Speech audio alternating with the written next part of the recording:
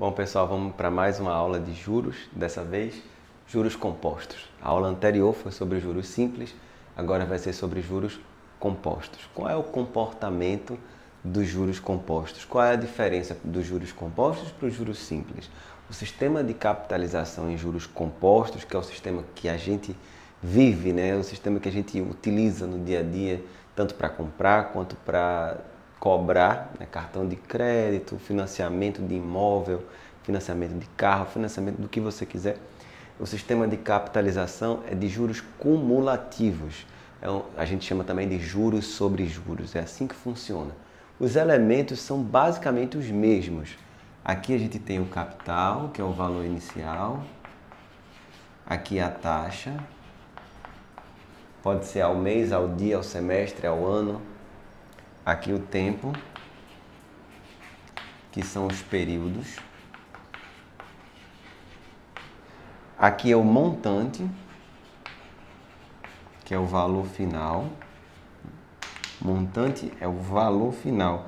Pode ser maior ou menor do que o valor inicial, depende. Se estiver aumentando, naturalmente vai ser maior. Se estiver diminuindo, vai ser menor. Valor final. E aqui os juros. Esses juros, né, sempre representam uma variação entre o montante e o capital. Do capital até o montante, quanto variou? Aumentou ou diminuiu? Essa variação que a gente chama de juros é o que foi acrescentado ou o que foi reduzido. Eu coloquei aqui um exemplo para a gente entender como funciona. Quando eu falei juros sobre juros, olha só, vou dar um exemplo. Imagina um valor inicial, aqui por exemplo de R$400 e uma taxa de 10% ao ano. Inicialmente tem 400. Aqui eu estou sempre colocando o montante, quanto tem, quanto ficou no final, tá? Então, se uma coisa aumenta 10%, qual é o valor final? Aí a gente vai lembrar daquela aula de porcentagem. Quando uma coisa aumenta 10%, o valor final é igual ao valor inicial multiplicado por aquele fator de aumento. Nesse caso, 10% a gente multiplica por 1,1. Lembra? É 1, que é 100%, mais a porcentagem. Então, é 400 vezes 1,1. Após o primeiro período, juros cumulativos. Quando se passarem 2 anos, vai ser 400 vezes 1,1 ao quadrado, que é 1,1 vezes 1,1. Depois, 1,1 a terceira e assim por diante. Se você olhar para essa sequência, você pode pensar, isso parece uma função exponencial. E é uma função exponencial. Também você pode pensar, será que isso é uma PG? Um termo vezes a razão elevada à quantidade de períodos? É sim, juros compostos fazem parte, né, esse tópico aqui, faz parte de PG e faz parte de exponencial. A fórmula, inclusive, é importante você entender que às vezes a fórmula é só uma roupagem para uma coisa que a gente até já conhece. Olha só, montante, valor final, é igual ao capital que multiplica 1 mais I elevado ao tempo. Isso aqui nada mais é do que aquela função exponencial, B vezes A elevado a X. É a mesma coisa. Então, não é, eu costumo dizer que não é uma coisa nova isso aqui. É algo já conhecido por nós. Porque a gente tem que formalizar as ideias, mas já é um assunto bem familiar. Eu coloquei aqui um plano cartesiano para a gente ter uma ideia do comportamento, tá? O comportamento aqui é exponencial. Comportamento exponencial. Então, tem um início aqui, no tempo zero, no hoje, no agora, tá? E vai aumentando de forma exponencial.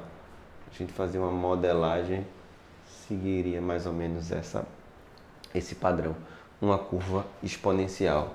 Aqui, deixa eu colocar aqui, no primeiro ano, se você fosse comparar com os juros simples, eles se encontram no T igual a 1, primeiro ano, primeiro mês, primeiro dia, depende do sistema de capitalização. Mas aqui, ó, nesse primeiro mês, ou primeiro ano nesse caso, são iguais. Depois nunca mais se encontram. Juros compostos crescem infinitamente mais rápido do que juros simples, tá bom? Então o comportamento é exponencial, enquanto aqui para juros simples, deixa eu botar aqui,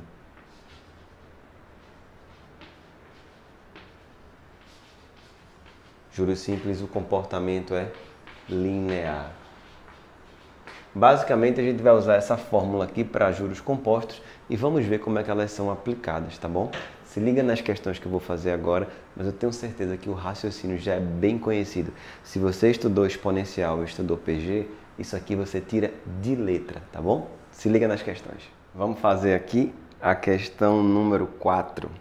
Aqui eu coloquei uma série de 4 exercícios para a gente fazer sobre juros compostos. Começando pela 4. O preço de venda de um automóvel é de R$20.000. Esse valor pode ser dividido em 40 prestações iguais, calculadas da seguinte maneira. Adiciona-se ao valor do automóvel juros mensais e cumulativos, ou seja, juros compostos, de 1% durante 40 meses e divide-se o montante por 40. Determine o valor da prestação em reais, tá? Olha só, vamos fazer o seguinte. Vamos calcular o montante. A gente sabe que montante, capital que multiplica 1 mais i elevado ao tempo. Nesse caso, o tempo é 40 e a taxa é de 1%. O capital é 20.000. Olha só, 20.000 vezes 1,01, que 1% é 0,01, elevado ao tempo, 40 meses. Lembrando aquilo que eu falei, a taxa de juros e o tempo devem estar em unidades compatíveis, tá? Taxa ao mês, tempo tem que estar em meses. Bom, essa aproximação aqui ele deu pra gente 1,01. Claro, a gente não tem que saber quanto é essa potência, né? Tem várias potências com expoentes muito grandes. Fique tranquilo que ele vai lhe dar essa aproximação. E nessa questão ele fornece que 1,01 elevado a 40 é aproximadamente 1,5. 20.000 vezes 1,5. E aqui dá 30.000. Isso aqui é um exemplo, né? Prova bastante que quando a gente compra alguma coisa parcelada, infelizmente se a gente não tiver condição de comprar à vista, parcelado em muito tempo, a gente paga muito mais do que o valor inicial. Mas não é um pouquinho a mais, não, é muito mais. Olha só, foi 50% a mais que a gente vai pagar do valor total do carro. O carro era 20.000, a gente vai pagar 30.000, ou seja, muita coisa, né? A mais só de juros. Então, para saber o valor da prestação, a gente vai pegar 30.000 e dividir pelo número de parcelas. E aí a gente vai ter cada parcela de R$750. Basicamente é isso que acontece numa situação no nosso dia a dia, né? A gente não tem 20.000 de uma vez para comprar, mas a gente dispõe de 750 todo mês. E aí é mais fácil comprar de maneira parcelada. É mais ou menos assim que funciona. O ideal, claro, seria você juntar o valor de R$20.000, por exemplo, de 750 em 750. Não demoraria, obviamente, 40 meses. Demoraria menos, tá? Bom, a questão número 5, ela é da seguinte forma. Em 2018, o consumo médio mensal de energia elétrica em Pernambuco foi de 1.050 megawatts. O aumento médio do consumo de energia elétrica é de 5% ao ano. Isso em 2018 estava em 1.050, aumenta 5% ao ano. Utilizando a aproximação 1,05 elevado à quarta igual a 1,22, calcule a estimativa em megawatts para o consumo médio em 2022. Olha só, em 2018, ele quer saber em 2022, quer dizer, se passaram 4 anos, o tempo vai ser 4 anos. Então vamos usar de novo a fórmula de juros compostos, 1 mais i elevado ao tempo. 1.050 é o valor em 2018. A taxa ele dá aqui para a gente no problema é de 5% o aumento anual. Então fica 1,05 elevado ao tempo. De novo, de 2018 até 2022, quantos anos são? 4. E essa aproximação aqui, ele fornece para a gente 1050 e aqui ele dá 1,22. Cadê? Exatamente. 1,22. Esse é o valor em megawatts em 2022. Basta a gente fazer o quê? Multiplicar. Então isso vai dar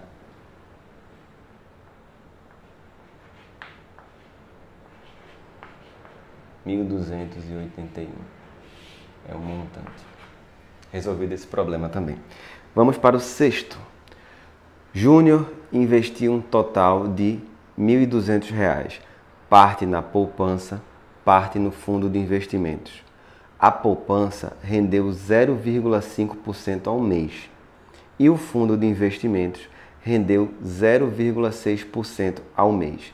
Os dois têm capitalização mensal, então todo mês vai rendendo o tempo que a gente vai trabalhar em meses, tá? Meses. Se passado um ano, o montante obtido da poupança e do fundo de investimento foi de R$ 1.279, quer dizer, o total dos dois, montante 1 mais montante 2. E a pergunta dele é: quanto foi investido na poupança em reais? Olha só, vou contar um segredinho até para facilitar a nossa conta. Quando a gente for montar, não precisa montar um sistema não. Ele investiu X na poupança e o restante no fundo de investimentos. Vamos chamar de 1.200 menos X. É muito mais simples. Então, na poupança, ele investiu X. E no fundo de investimentos, ele investiu o restante, 1.200 menos X. E aí eu não tenho que montar um sistema, eu não estou acrescentando uma incógnita. Vai ser bem prático, porque eu vou montar uma equação só. Montante 1, olha a fórmula do montante. Eu coloquei aqui duas vezes para a gente não precisar escrever mais. Capital 1 mais I elevado ao tempo. Quanto é o capital da poupança? X. E quanto é a taxa da poupança? 0,5 ao mês. Qual foi o período que houve a capitalização? 1 ano. Em meses são 12 meses. Então o primeiro montante, a gente vai fazer essa equação basicamente. Montante 1 mais montante 2 igual a 1.279, que é o que ele forneceu na questão. Primeiro montante, presta bem atenção, eu vou usar essa fórmula daqui. Capital 1 mais I elevado ao tempo. Então vai ficar assim, capital X, a taxa 0,5%, tá? 0,5% é 0,005. Quando eu somo com 1, fica 1, elevado ao tempo, 12. E aí você tem que saber quanto é isso? Não, a questão vai fornecer. Está aqui, inclusive, deixa eu olhar aqui. Está 1,005 elevado a 12, a gente vai aproximar para 1,06. Vamos fazer agora a outra parte do fundo de investimento. Olha o capital, 1.200 menos X, vezes 1 mais I elevado... Veja só, eu estou usando essa fórmula, tá? Capital 1 mais I elevado ao tempo. A taxa do fundo de investimentos, vamos lá, que 0,6%. Então fica 1,006 elevado ao tempo, 12 meses também. Capital 1 mais capital, montante 1 mais montante 2 igual a 1.279. E aí agora já estamos na parte final da questão. Basta resolver essa equação para a gente terminar. O problema fornece duas aproximações. Aqui ele aproximou, deixa eu grifar aqui de rosa. Aqui ele aproximou para 1,06 e aqui, pode olhar na questão, ele aproximou para 1,07. Então vai ficar assim. 1,06 x mais, aqui vai ficar 1,07. Eu vou fazer a distributiva já multiplicando. Vai dar 1.284 menos 1,07 x, não coube aqui, igual a 1.279. 1,06 menos 1,07 dá 0,01. Então a gente fica com menos 0,01x e passando 1.284 para depois da igualdade vai ficar menos 5. Ou ainda, tirando esses sinais de menos, né, multiplicando toda a equação por menos 1, vai ficar 5 dividido por 0,01, que é 500. Está resolvida a questão também.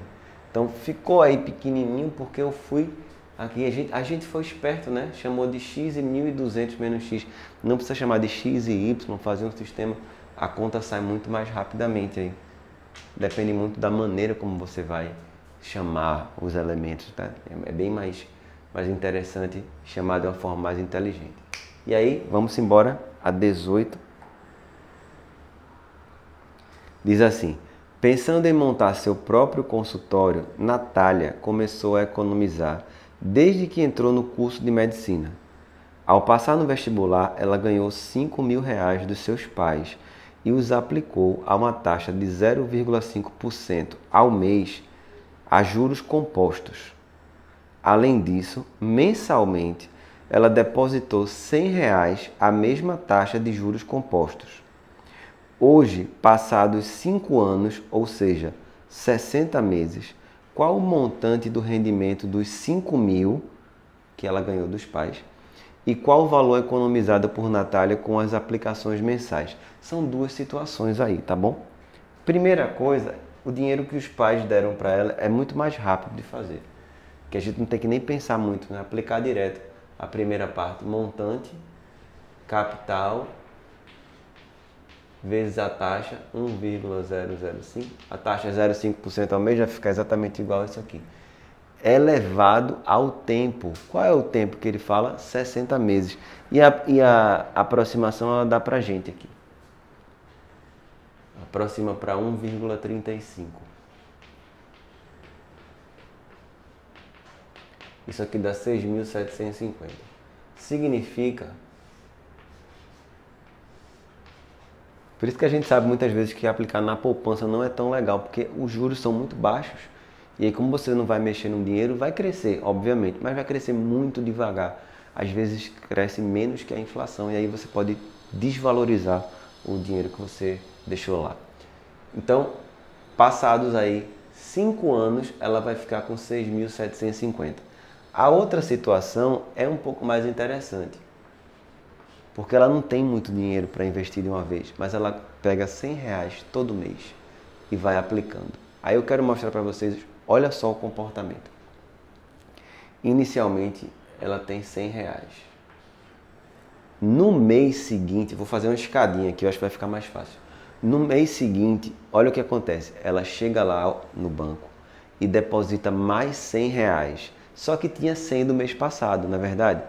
Esse 100 do mês passado já sofreu uma capitalização. Então, olha o que acontece. O do mês passado, que é esse aqui, vai estar aumentado um pouquinho dos juros, de 0,5%. Então, vai acontecer de estar assim. E os R$100 que ela chegou para depositar, ela deposita na hora. Então, no primeiro mês, ela tem isso aqui. No segundo mês, ela tem isso aqui. R$100 que ela acabou de depositar e mais R$100 multiplicado por 1,005, que é o que ela depositou no mês passado, já rendeu juros. No outro mês, ela chega lá com R$100. Acompanha o que eu estou falando. E aí ela deposita R$100. Novos R$100. Esse daqui que ela depositou no mês passado já rendeu juros. Então já vai ter 100 vezes 1,005.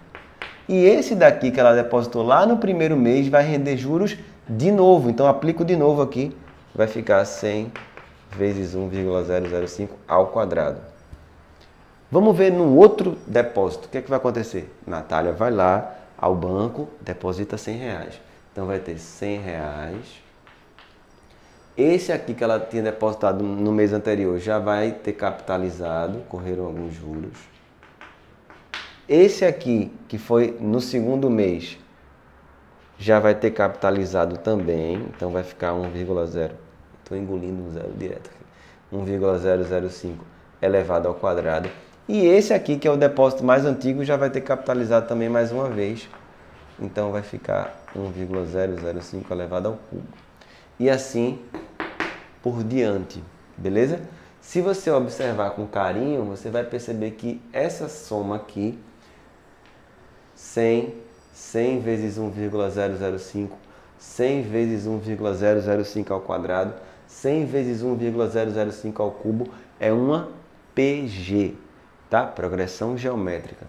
Então, quando ela estiver lá no quinto ano, né, no mês na posição 60, 60º mês, então para 60 meses, eu teria uma PG com 60 termos. E aí o valor que ela vai ter lá vai ser a soma dos termos da PG, beleza? Esse raciocínio é um pouco mais sofisticado. O que é que eu digo sempre? Pausa o vídeo, volta um pouquinho, assiste novamente, pausa, reflete, tenta digerir o que eu estou explicando. Se não entender, volta ao vídeo, assista a explicação novamente, tá bom? Lembrando da fórmula da soma da PG finita, A1, Q elevado a N menos 1, sobre Q menos 1. Então vamos lá fazer a soma. Será que é mais vantajoso Natália ir depositando de 100 em 100 reais ou os 5.000 reais dos pais que ela recebeu e deixou lá na poupança? A gente vai descobrir isso agora. A1 é 100, a razão é 1,005, elevado ao número de termos, 60 termos, menos 1, sobre 1,005 menos 1. A aproximação que ele deu para a gente foi 1,005 ela 60, é 1,35. 1,35 menos 1 é 0,35. Então fica 100 vezes 0,35 dividido por 0,005. 100 vezes 0,35 é 35. 35 dividido por 0,005. 35 por 5 é 7. Agora por 0,005 é 7.000.